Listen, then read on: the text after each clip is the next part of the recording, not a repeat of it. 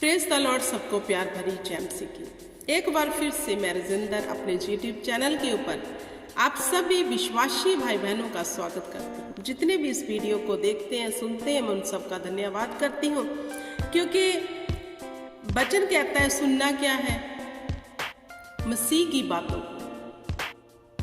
Hallelujah. सुनने से क्या आता है? विश्वास, और विश्वास पे ही हम कायम हैं। हमारी जितनी भी ज़रूरतें हैं फेथ के ऊपर डिपेंड है। जैसा फेथ हम परमेश्वर को दिखाते हैं वैसा हमारे साथ हो जाता है।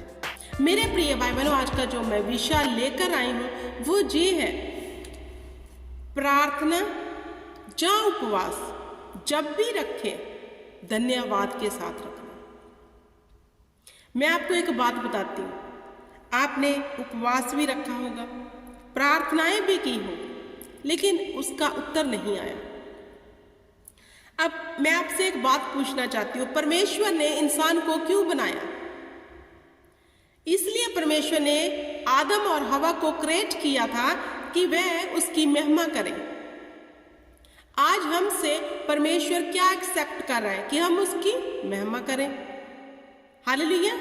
उसने कहा मेरे धर्म और राज्य की खोज कर धरती की सब वस्तुएं तुम्हें पीछे पड़कर मिलेंगी। अब इस वचन को हम स्किप करके ना तो धन्यवाद की भेंट लेके जाते हैं। हम कैसे जाते हैं उपवास प्रार्थना में? अपनी जरूरतों को लेकर। मैं आपको एक प्रैक्टिकल बताती हूँ जो मैं करती हूँ। सच है ये बात। जब जब मैं परमेश्वर को धन्यवाद की भेंट चढ़ाती हूँ, जब जब मैंने उपवास में धन्यवाद की भेंट चढ़ाई, कोई लिस्ट नहीं रखी, सबसे पहले परमेश्वर को धन्यवाद दिया। मैं सच कहती हूँ मेरे प्रिय भाई बहनों, अगर मैं 3 दिन की फास्टिंग प्रेयर में हूँ तो चौथे दिन मुझे उत्तर मिल गया है। ये सच बात है। और जिन लोगों को लगता है कि उनके ज्यादा बोलने से परमेश्वर सुनेंगे, ये बिल्कुल गलत है, बिल्कुल गलत है। परमेश्वर का आत्मा हमारे भीतर रहता है और वह शांति का आत्मा है। हालेलुया। तो परमेश्वर का वचन कहता है मैं तेरे मांगने से पहले जानता हूं तुम्हें क्या चाहिए। जो दिल और गुर्दों को जांचने वाला परमेश्वर है वह हमारी नीड्स को जानता है। जैसे प्रभु यीशु मसीहा जब कोई बात करते थे तो सदूकी फरीसी जब प्रभु यीशु के विषय में कोई बात करने लगते थे तो परमेश्वर उनकी मन की बात पढ़ लेते थे कि इनके अंदर क्या चल रहा है। ऐसे वो हमें जानते हैं हमारे अंदर क्या चल रहा है, कौन सी हमें नीड है, क्या हम चाहते हैं, क्या चाहते हैं कि परमेश्वर हमारे लिए करे, वो सब जानता है। तो मस्ट इम्पॉर्टेंट क्या है? हमें दीनताई के साथ, हम्बलताई के साथ, नरमताई के साथ परमेश्वर को धन्यवाद की भेंट देनी है। फिर देखना, जब आप धन्यवाद की भेंट दोगे परमेश्वर आपकी प्रार्थना को सुनेगा। और जो लोग कहते हैं ज्यादा बोलने से परमेश्वर सुनता है, उसका बड़ा धोखा है आपको। हालेलुया। क्योंकि उसने कहा मेरे कान इतने बहरे नहीं कि तेरी आवाज को सुन ना सके। हालेलुया। ऐसा नहीं है कि ज्यादा बोलने से सुनेगा। मैंने जब जब अपने मन में खुदा को याद किया और प्रार्थना की, जो मैंने अपने मन में की कि परमेश्वर हम इंसान क्या कर सकते हैं, कुछ भी नहीं, लेकिन अगर तू चाहे तो सब कुछ हो सकता है। और मैं चाहती हूँ परमेश्वर ये हो जाए, ये हो जाए खुदा। मुझे उसी वक्त उसका उत्तर मिल जाता है, क्योंकि वो तो हमारे भीतर रहता है मेरे प्रिय भाई बहनों। इसलिए परमेश्वर ने कहा एकांत में जा, अपने रूम का दरवाजा बंद कर और मेरे आगे विनती कर, प्रार्थना कर। क्या प्रभु ने कहा चौकों और चौराहों में जाकर ऊंचे स्वर में मुझे पुकार तो सुनूंगा? नो। जब भी आप उपवास रखो धन्यवाद के साथ रखो कि खुदा तेरा धन्यवाद, इसे योग्य समझा कि हम तेरे सामने विनती कर सकते हैं, प्रार्थना कर सकते हैं, फास्टिंग में आ सकते हैं। ये रहस्य की बात है, भेद की बात है। जब जब आप परमेश्वर के आगे दीनताई के साथ, हम्बलताई के साथ जाओगे, आपको क्विकली उत्तर मिलेगा। आप शोर में जाकर देख लो, कुछ हासिल होने वाला नहीं, इवन कि सिर दर्द हो जाएगा और कुछ नहीं मिलेगा, हेडेक मिलेगी, क्योंकि वचन में तो ऐसा कुछ भी लिखा नहीं है। और जो लोग कहते हैं कि हम बहुत उपवास और प्रार्थना करते हैं, ये भी गलत है। क्योंकि हमें घमंड नहीं करना। ये तो उसकी बड़ी दया है कि हम उसके सन्मुख उपवास और प्रार्थना में बैठ पा रहे हैं। ये हमारी कोई खूबी, कोई लियाकत नहीं है। ये तो वो ऊपर से फजल करता है कि हम प्रार्थना भी नहीं कर सकते अगर उसका फजल ना हो तो, अगर परमेश्वर की आत्मा की मनसा ना हो तो। बहुत लोग हैं जो कहते हैं हमें प्रार्थना करनी नहीं आती, वो प्रार्थना में कभी बैठते भी नहीं है, सिर्फ जितना वचन सुन के आते हैं चर्च में वो ही है। तो ये खुदा का फजल है कि हम प्रार्थना कर सकते हैं, उसकी आत्मा की हम पर दया है कि हम प्रार्थना कर सकते हैं। तो कभी भी घमंड नहीं करना इस बात का कि हम बहुत उपवास और प्रार्थना करते हैं, कभी मत करना। अगर खुदा ही ना चाहे तो कैसे कर सकते हैं?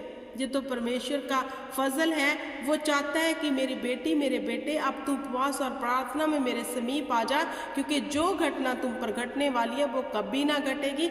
या फिर जो तू लेना चाहता है, मैं तुमको उपवास और प्रार्थना में दीनताई के साथ जब तू मेरे सामने आएगा तो मैं तुम्हारे जीवन में वो कर दूंगा। हम उपवास प्रार्थना करते क्यों हैं? इसीलिए कि हम उसे लव करते हैं, इसलिए नहीं कि हम अपनी ज़रूरतों को लेकर जाएं तो उपवास करके परमेश्वर के ऊपर हम कोई एहसान कर रहे हैं, नहीं। हालेलुया। तो मेरे प्रिय भाई बहनों, परमेश्वर का वचन सत्य है, अटल है। मत्ती में लिखा है, परमेश्वर ने साथ के साथ में मांगो तो दिया जाएगा, ढूंढोगे तो तुम पालोगे, खटखटाओ तो तुम्हारे लिए खोला जाएगा। तो जो ढूंढता है उसे मिल जाता है। हालेलुया।